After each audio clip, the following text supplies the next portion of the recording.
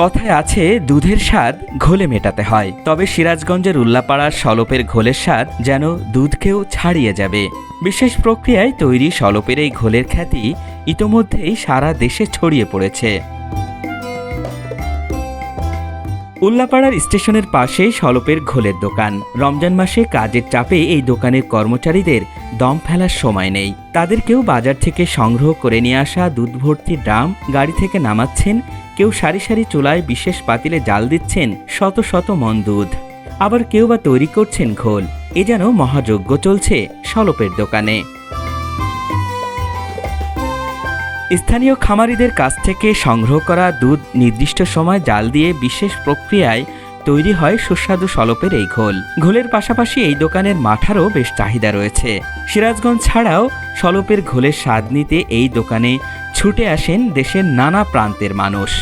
আসছি রমজান উপলক্ষে, রমজানের জন্য ঘোল নিয়ে যাব। আমাদের এই সিরাজগঞ্জের সলপের ঘোল আমাদের দেশের মধ্যে বিখ্যাত ঘোল।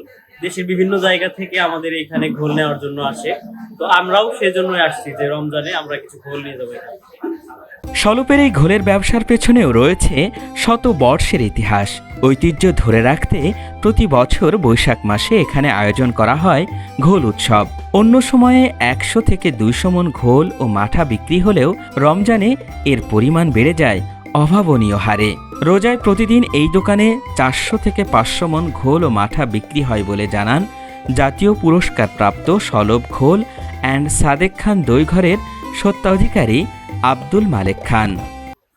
আলহামদুলিল্লাহ, আমাদের এই অত্র অঞ্চলের খুচরা লোকজন একটু কম, কিন্তু বাইরের ব্যাপারী আছে বেশি। গতবারের তুলনায় এবার বাইরের ব্যাপারীগুলো অনেক বেশি। বিভিন্ন জেলা শহরগুলোতে, বিভাগীয় শহরগুলোতে প্রতিদিনই নিয়মিত আসছে আমাদের এই সলপ ট্রেন স্টেশন বাজারে ঘোল এবং মাঠা কেনার জন্য।